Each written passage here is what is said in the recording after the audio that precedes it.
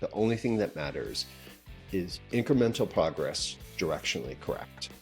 It's like, just if you're doing a little better and you're going the right way, guess what?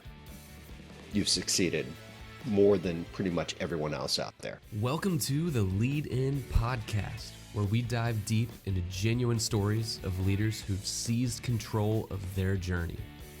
This podcast is brought to you by Lead Hub, your growth partner for the trades. And now, let me kick it over to our guy, Austin Linney. Guys, welcome. We got Mr. AJ Lawrence in the house. You didn't know this, but my grandfather, my grandfather was named Austin. So up until 19 years old, I went by AJ. Until about 20, I met my ex-wife, and she goes, Austin just sounds more regal. So I switched to Austin. So my friends, meaning my friends from childhood, still call me AJ. So see, we're connected in many more ways than just that. But dude, it was meant to be. So what we're going to talk about today, we're going to do an episode. I was reading a book one time. I remember where I was. I was in Utah, and it was talking about exiting your business. And it was saying that nobody dies selling their business. They die after they sell their business. It's the climb down that drives them crazy, right? Because this thing they birthed, this thing that they've lived in, they've thought about over and over again. I think Tom Bellew said, this big check showed up on my bank account, but that didn't mean my brain stopped. Right. And so you sell your business. And so we're going to unpack, give us this, meaning how long did you start your business and all that stuff before we get into the exiting part? Well, I've started many businesses, but I've sold 3 over the years. The last one I sold back in 2014 was a digital marketing agency. And we had grown to about 8 million, but we started in 2006, grown it over the years. And then back in, I want to say late 2012, I lost my whale. So kind of taking a step back, I had been living in New York. I had been in and out between starting my own and working at different large agencies in the New York ad scene. Very digital, doing all this stuff. So I was very focused on this sort of Madison Avenue approach, the digital Mad Men style. Matter of fact, in my last company, I even had a bar built into the thing. Yes, very, very New York. I used to laugh. We used to get newspapers would come every time the new season of Mad Men would come out. Be like, look, ad agencies are still drinking. It's like, great. This is what I'm known for. Yeah. So hold on, because I laugh because one of my best friends in the entire world, I've known him for 20 years. He runs one of the divisions of UT Endowment. He worked for Goldman Sachs before that in New York. Yeah.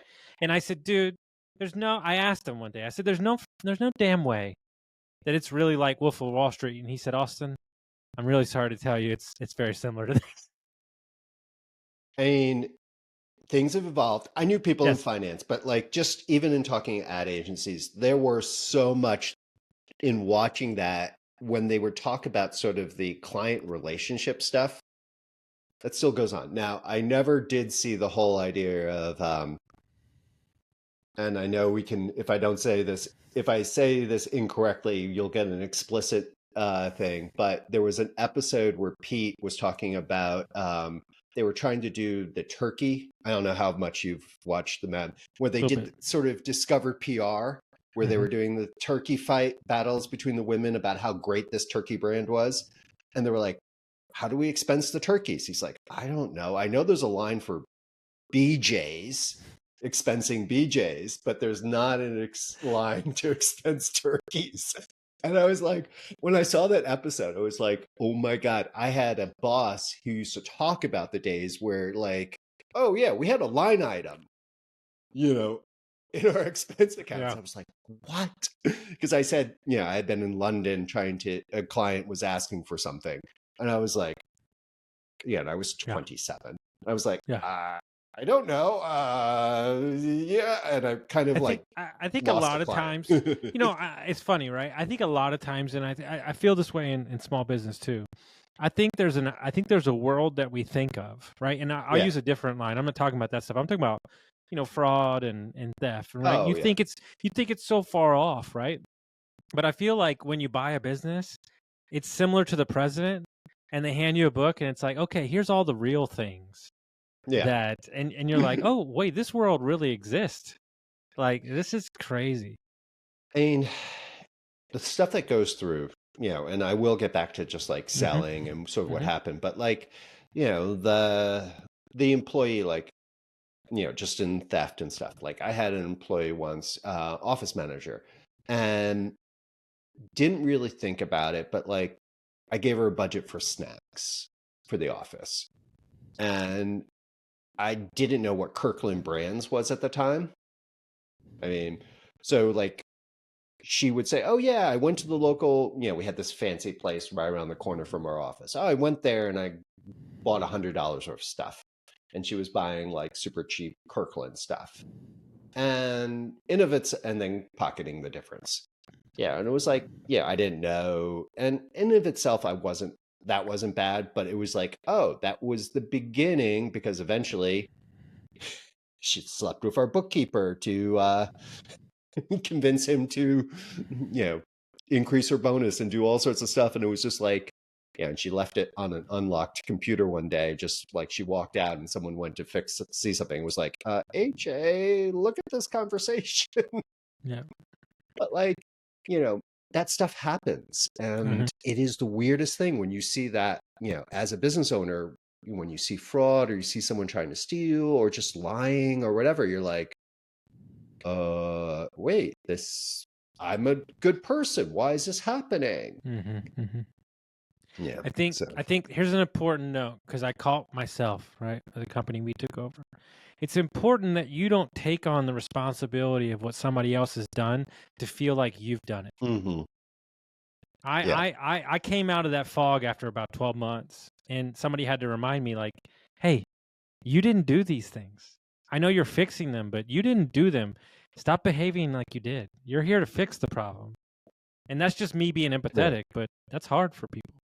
Well, this is the thing. I mean, you get into all these discussions and like on my podcast, because I talk a lot about the mistakes I made in exiting my business. And so I will get to this, and talking, Hmm. when we have people in.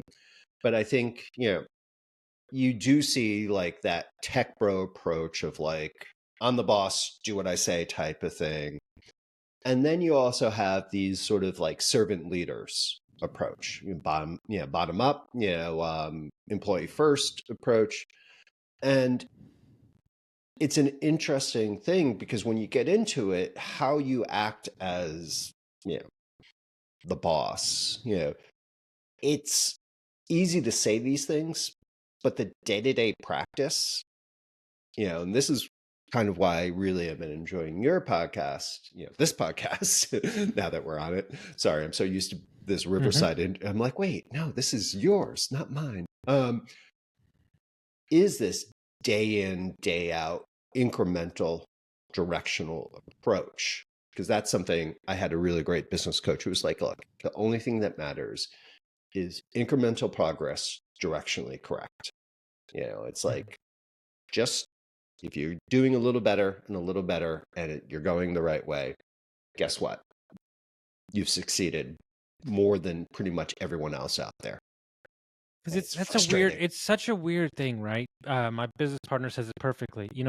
Business is nothing more than war with rubber bullets. You know, and and and and the problem is with the way that it works in a project-based company or a marketing company or an HVAC company, is that you could be doing great, but you could have a hiccup of 2 to 3 weeks of payments, and you could go from, well, we've got 1 million coming in, to I need 100 now, and it's going to be in, 1 million's going to be in 3 days, but in those 2 days I might die if I don't figure something out. Like, the roller coaster, right? Of we're doing great. Oh wow, we have a rough patch.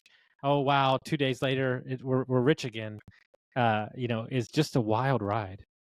in the company I sold back in 14. So I would want to say early 2012, I had a quarter where I was the most revenue and most profits up until that point. But also where I had to go, basically steal from my retirement fund and just wipe it out completely because I had a large client that, you know, biggest check we ever got, most amount of work, millions of dollars, multiple $1 million in a single month.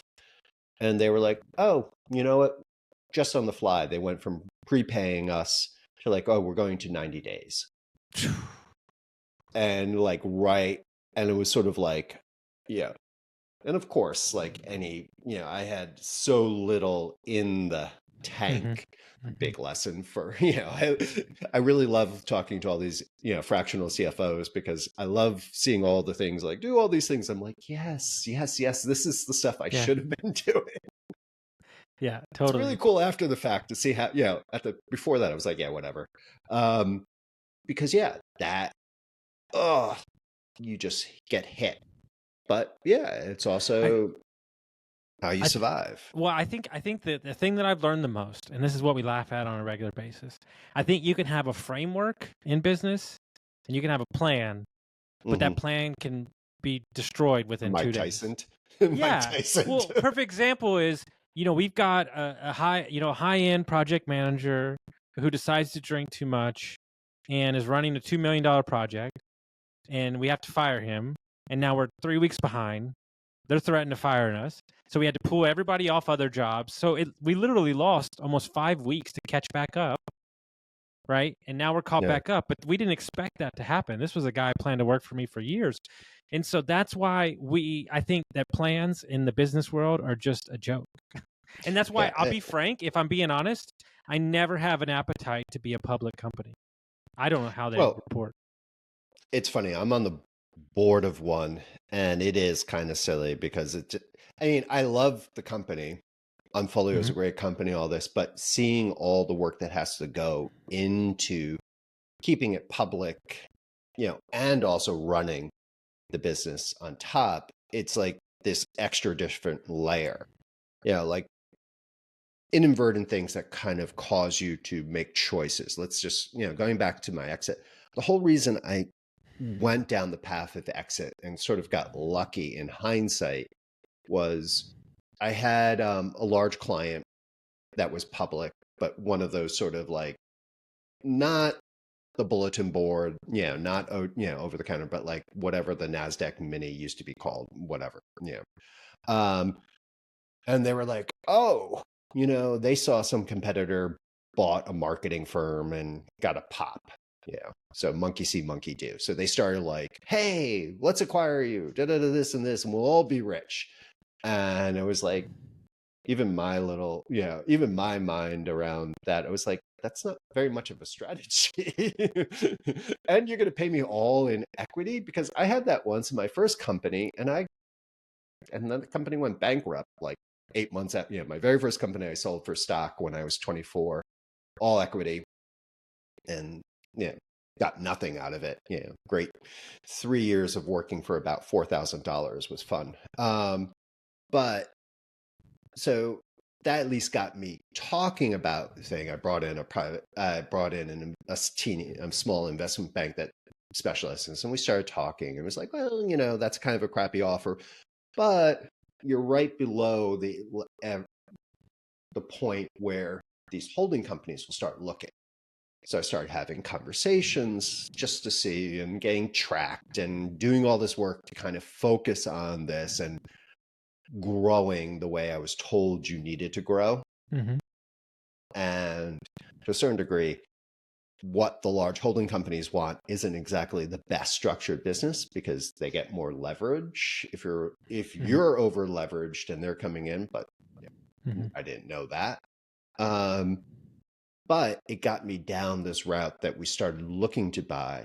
So I lost my whale, my large client that was like 50% of the business in late 2012. That same one that held me, hostage, not hostage, but like oh, prepay to 90 days. So here, go figure out how you're going to, fund a couple of $1 million of our business for, here.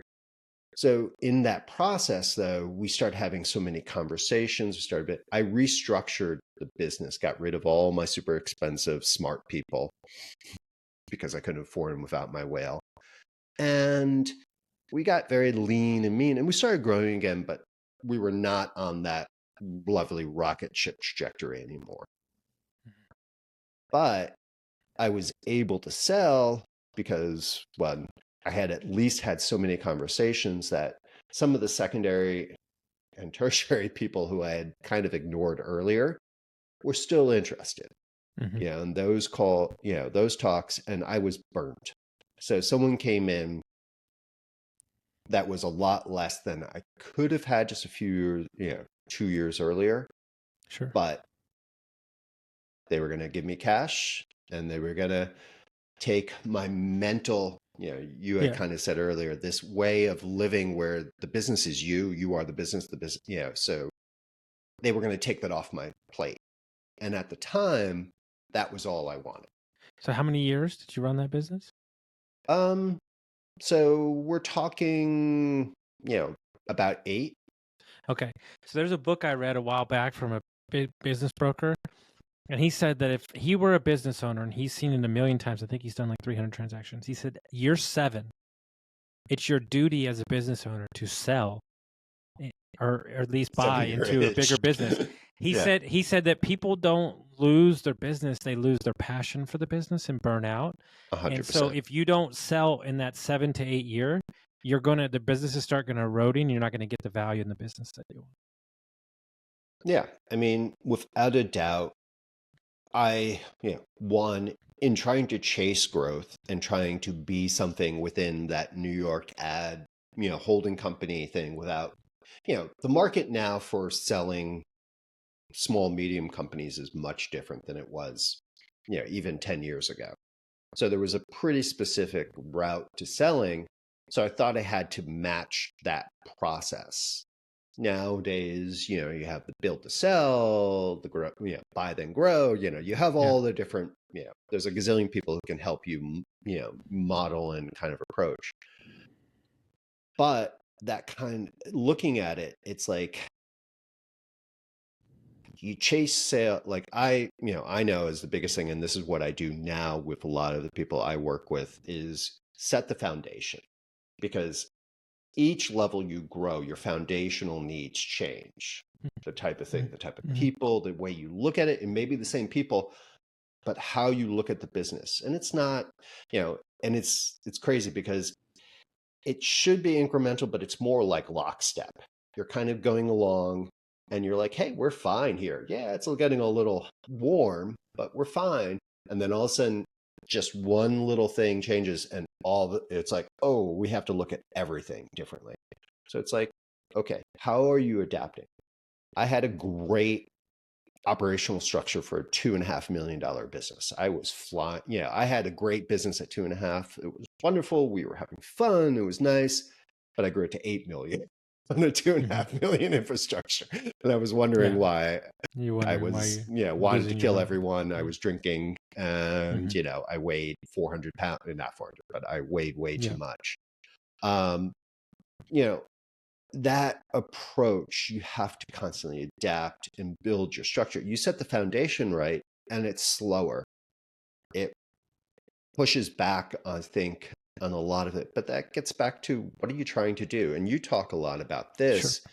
It's like, well, if you identify what you're trying to do and what you want, it in a sense, the strength is not because it tells you what you should do.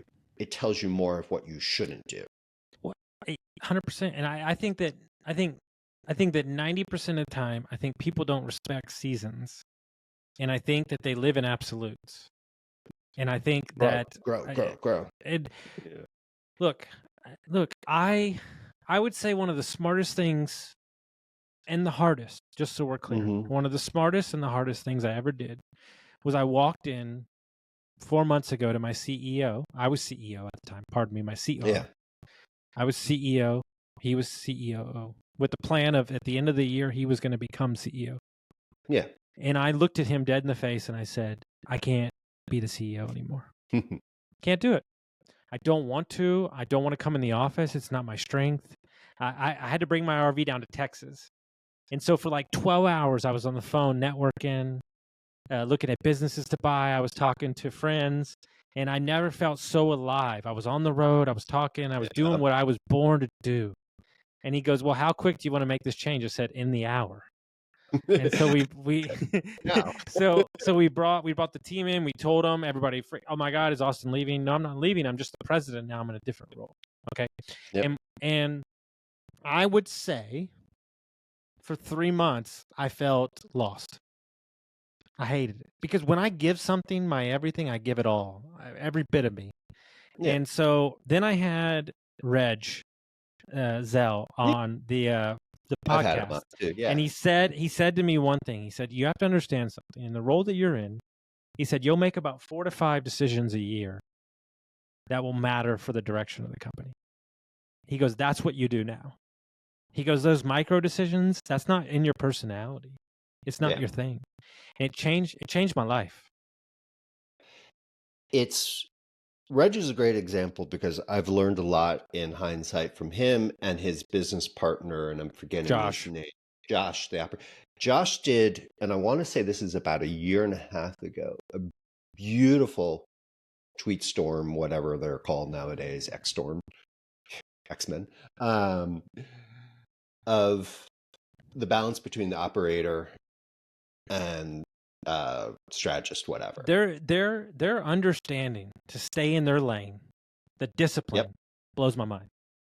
But what I think was so interesting, the requirements, and because we all sit there and we talk about that finding an operator, but whatever you call the other, the person who does the thing, and that's the wrong thing, the thinking person, integrator, but still, integrator. Sorry, the integrator, and then the requirements that he has for Reg, while less day to day and less tactical, he holds Reg to a very high level of what Reg has to contribute and drive.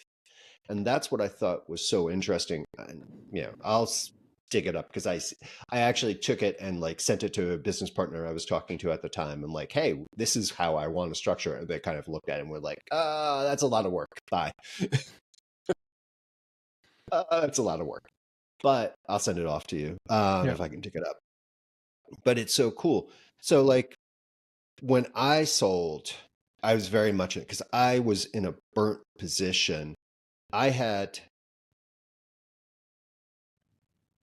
previous up to sort of that losing my whale and then trying to recover and restructure. I had prided myself that I was at Atlas. I'm a big guy. I'm 6'4", big. So I had one of my early on, one of my team had gotten me one of those Superman holding sort of the planet. So sort of so I was like, yes, that's me. But I had burnt all my reserves. And in hindsight, when I sold, if I had had reserves and had gone through, things would have been better. Like you said, you change the business, restructure it, go to the next level. I was so focused that I sold, and I was just so bitter. I got lucky as hell. One, I sold, I made, mid 7 figures. Taxes and a lot of other stupidity took away a lot of it, but still, still did incredibly well. Lucky as MF. But my whole identity was lost. And it really took a lot for me to kind of go, okay, I'm not the guy. I'm not the agency. I'm not the business. Good thing is I had kids growing up. So, my poor kids probably had me going, so do you want to do something? Hey, do you want to go play some game? Hey, which was fun. But I feel bad for them, a little bit, though we did do a lot of skiing. So that was nice. But at the end of the day, it's sort of finding that balance, finding that incremental directional piece, finding who you are, putting the effort, that painful effort of like the why, Sure. and just doing a little towards it. Like, I think, like, I used to, when I had my agency, we would bring in every couple of years, I would hire someone who would be, here's your mission statement, here's your, all that stuff. And it would be like, and I would kind of memorize it and say it to a bunch of times, mostly to clients, because, that's what you do with them. But they were useless. Afterwards, in interviewing lots of entrepreneurs like yourself and others, it's like, oh, the really, not all, but a lot of the really interesting ones to me are ones that have labored consistently towards that why. Really like using that as their growth. There's a guy I had on, so we're now at like 700 plus episodes. There's a guy I had on. I've done like I think I've done like 1,000 episodes in like 4 years between multiple podcasts. Maybe longer, maybe more, right? And I had a guy, ex-Special Forces. He's a military investor, family man.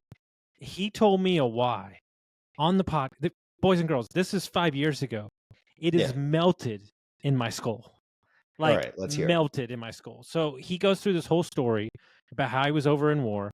And I apologize because this is about to go. What war is.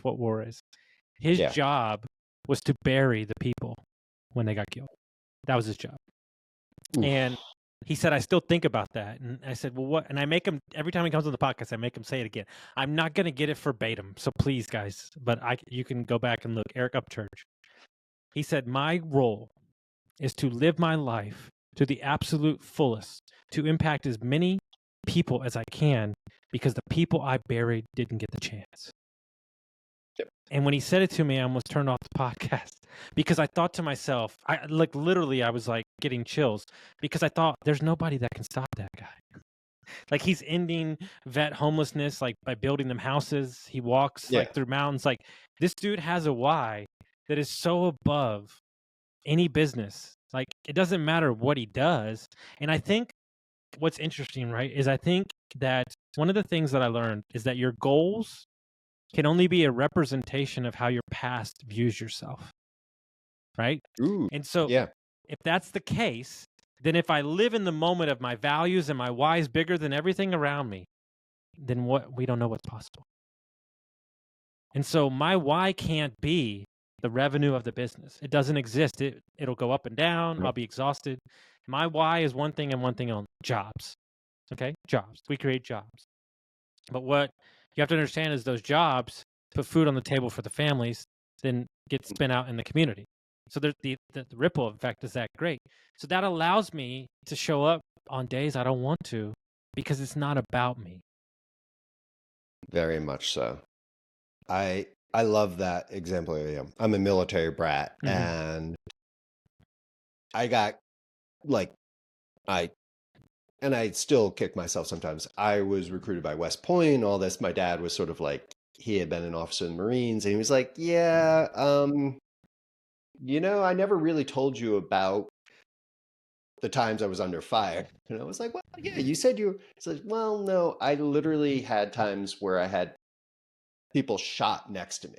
Yeah, and he was like, we're going to have this talk now. And I was like, okay, now that I've spent 10 plus years going, it was like, there's kind of this other side to this part of, so that is really powerful that he does that. And see, this is, I think, what is fun when you start finding your why, like not even close to that, but like for me, I love helping, like you said, creating jobs. I like helping businesses get better so they can hire more people.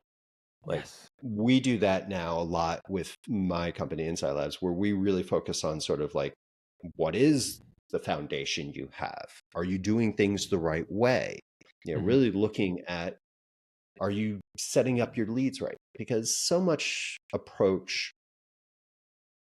there's so much noise out there about how you should go about growing your business. We were just, just like, oh, you don't know, you do this, you hear this, you even listen to this podcast.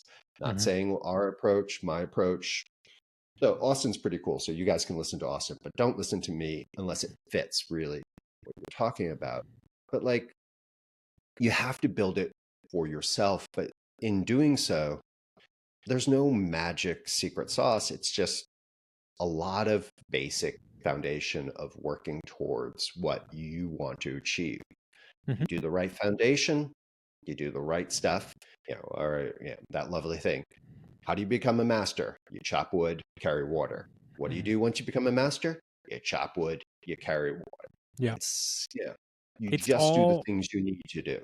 it's all based on simple practices, but the Mhm. mind makes complexity because we want to give ourselves an out. Like toy.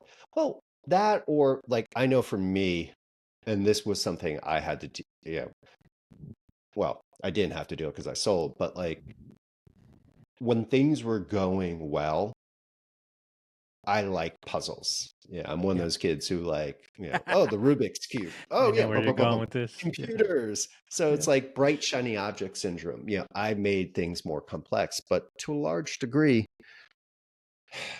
business is best when it's simple and consistent. It's like if you really get into food, like I love watching The Bear because almost every life lesson in the world is pretty much encapsulated by the writers of The Mhm. Bear in the series. But it's like amazing food, the food that you think is not this like joyous home creation.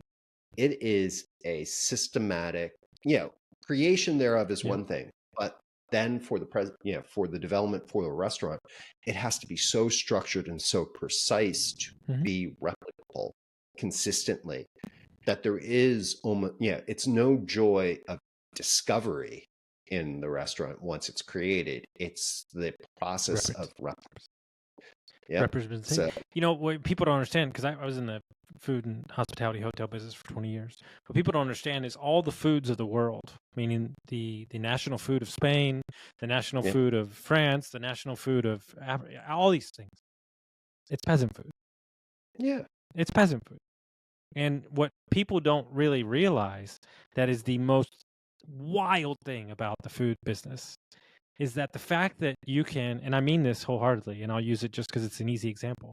The fact that you can get the same coffee at a Starbucks here and the same Starbucks over there, and the fact that you can get the same sandwich there and there's 30 restaurants is mind blowing. That's a different person, different moods, different upbringing. yeah. They have built a process where the more boring, the better they're successful. No, I think it's this. I mean, I remember traveling, back when there was like, all right, my favorite was I studied in Budapest in 1990, like just literally months after the wall came down in Berlin, the Iron Curtain came down, just shortly before the wall in Hungary. The signs were still all socialist, whatever. They hadn't even renamed it as Republic at that time. And a McDonald's came in while we were studying there. There was people online for 2 days, literally for 2 days. And it was just sort of like, and they were just like, oh my God. And I was like, oh my God, that's the worst. What are you talking about? What is this? And all my Hungarian friends were like, no, I got a ticket. I'm going to get in 22 hours. It's like, but it makes us part of something, I think, is Yes. where it comes to. Now, perfect. All right. So before we get out, I want to ask you a couple Yeah. questions. You sold your business. Did everything in your life change? Did the birds sing and all the butterflies and everything was perfect after you sold it, right? No, because I sold because I was this close to just lighting a fuse and walking out. Like Mm-hmm. I had actually started talking to people about just buying the office equipment and like, okay, that's going to give me a couple of months and I'm gone because I was burnt. Um, I got lucky, like I said, I kept things, kept relationships with it. So it wasn't even one of the private equity shops that I had talked to.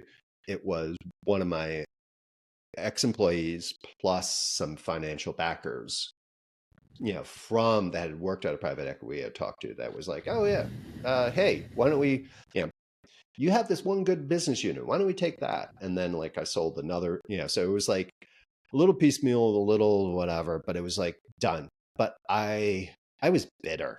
I felt like I had been forced to it, even though eventually I realized I had forced myself.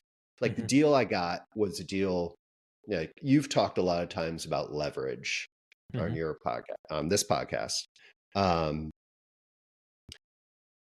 had no leverage. Yeah. Other than the fact that it could blow it all up and there would be some lost opportunity. I got lucky in that. And I think most people when they don't have leverage, they leverage their ego. Oh. And that's going to send them to the poorhouse. And I think that my advice to everybody, and I'd be curious to hear your thoughts, is I would sell about 2 years before you're ready. Like, meaning when you're fresh, when you're feeling good, the staff's engaged. Like, I think a lot of people wait too long. And then there's like, I firmly believe this. I've looked at a lot of businesses. You have too. Most aren't buyable. Or they have so much, like the whole reason I've now really started focusing on SMBs that have local marketing needs, home services businesses specifically, was I was looking at a business that was stuck in technology from 15 years ago, providing capabilities with great service, great people, but like they hadn't really adapted, especially with this sort of wave of, AI, but just automations and global talent that's all happening right now. It's sort of like we're seeing a wave that's hitting how you can go about getting results. And they hadn't adapted at all. And the more I was in talks, besides worrying about if this guy was telling the truth about certain things, the more I was realizing it's not like 3 months, 6 months. It was just like, oh, the adaption and the change of this business is going to take up years of my time. Yes.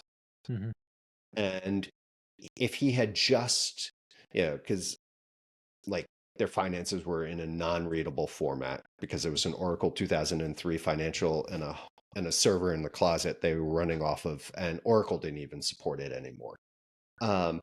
If they had just started a few months before they went to to sell, they would have just changed over to Quicken and spent the $40,000 it would take to clean it up and move it over, and they would have been in a great position.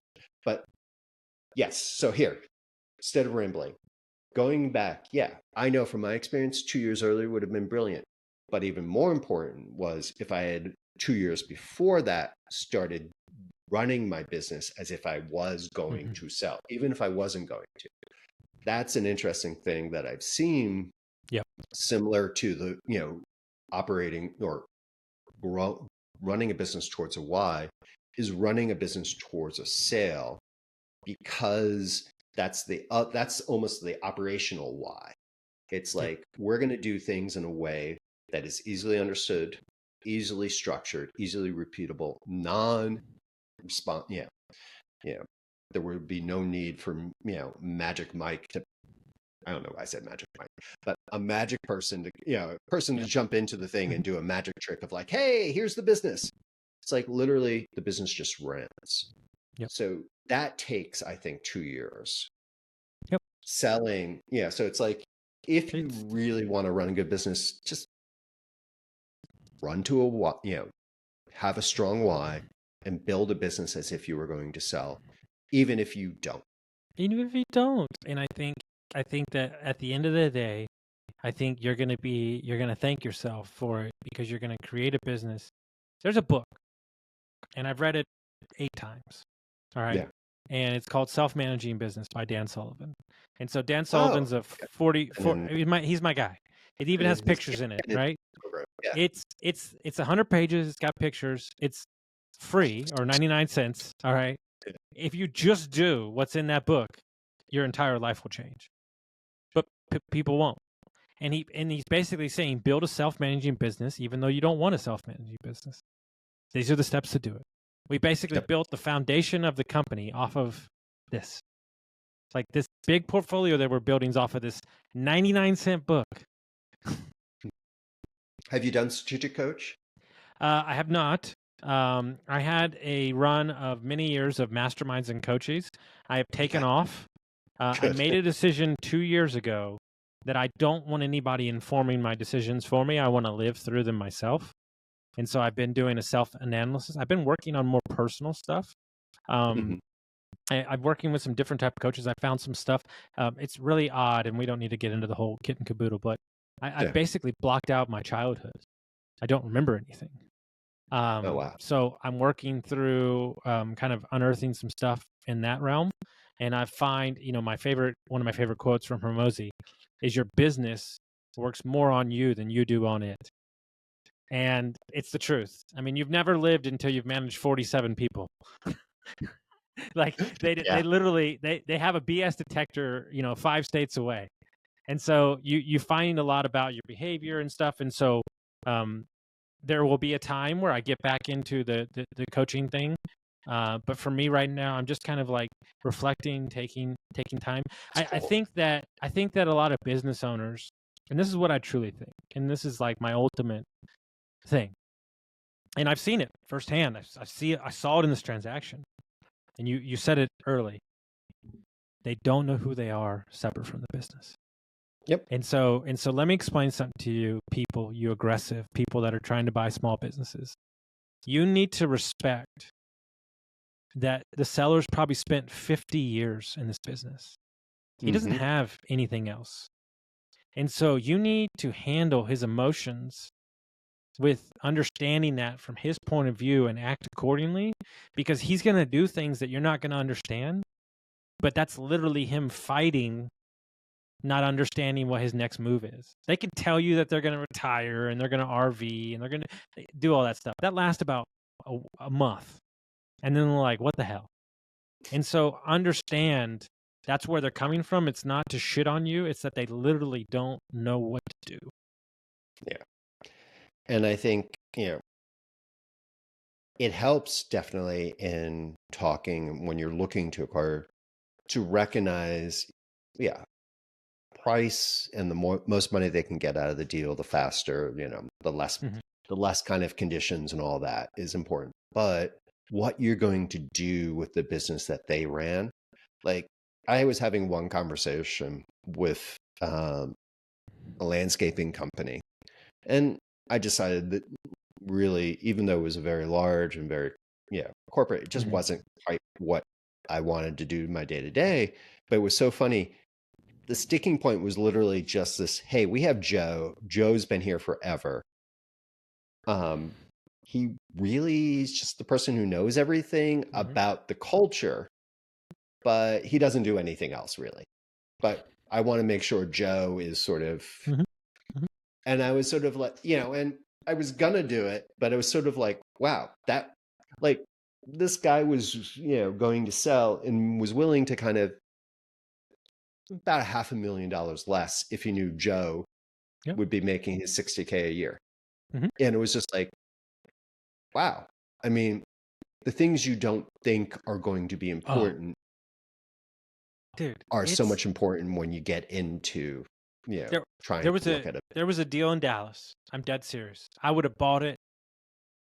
I would have bought it so quick you don't even understand. Like I would have bought it. Was money. Location was Yeah. killer. Growing area. I've got tons of friends there. I wanted it. We put offers in left and right, and that damn broker blocked us every time. I don't know if he was saving it for a friend, or I don't even know if it Yeah. sold. Right. The seller, favorite thing to do in the entire world was go fishing. He had not been fishing in 5 years. I would have bought him a boat. I'm Yeah. dead serious. I would have, and people are like, you're going to spend 50 grand on a, yes, I'm going to spend 50 grand on a boat because that business can be scaled from 3 million to 10 million like that in that location. And I think people get caught up in the minutia details and understanding that you're going to make all that you want, but you have to get the asset first. Well, you and I are different than I mean, Yeah. you're a little more directionally closer to the typical acquisition entrepreneur coming out of, the finance bro world a lot more than I am, since I came out of sort of, the marketing agency world, but it's still like, it's rare that people who've run businesses are trying to acquire business and understand that. Yeah. It's Totally. sort of like, a lot of it is that, like, you get into search fund, you get into the acquisition space, and it's getting more crunchy and a little bit, broader. But for a while, it was very stratified, and you would see almost all language above, let's just say 5 million of acquisition, was very, very typical baby private equity language. It's this, these are the financials you're looking for. You negotiate on these points. These are the things you do. When, as you said, it's, at the end of the day, it's a human being on the other side. And you then have to come in, not just convince them that you're going to be a human being into the business, but have these people who are so used to that human being now looking at you like, what?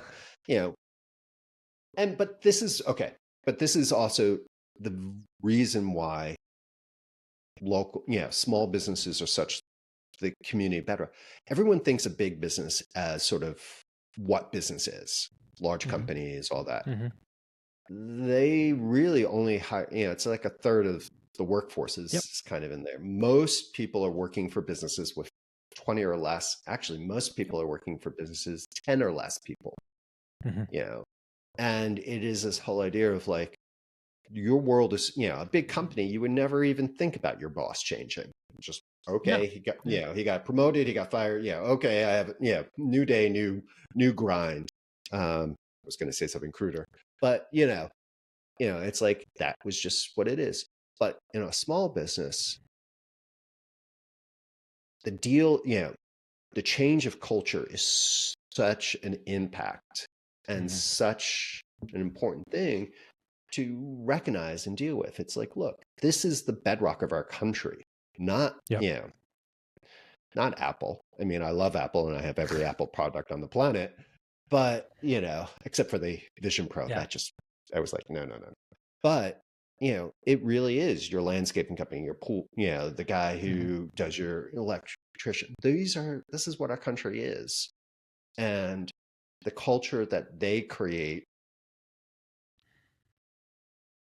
is a little more ad hoc, yes, and a little, but it is deeper than I think all these culture consultants and, know your whys and all that. Yeah. It's like, it's more real. 1000%. So people want to find you. How would they do that?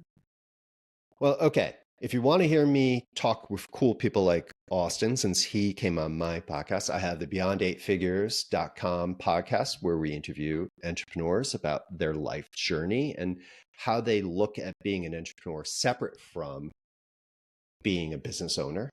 That's one cool way, because I have cool people on all the way. Otherwise, Twitter at AJ Lawrence, all one word. You can hear me kind of rant, usually talk about cocktails or, other cool people out there.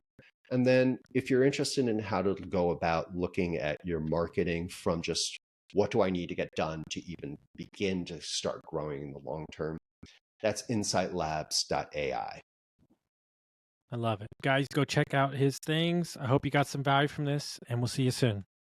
Folks, if you made it to the end of the episode, I'm sure you found some value with what you're listening to. If you could send this to a friend, rate us and review us, share us around. The more that you share us, the more that we can share content with you. Thank you all so much for your time and listening, and we'll see you next time.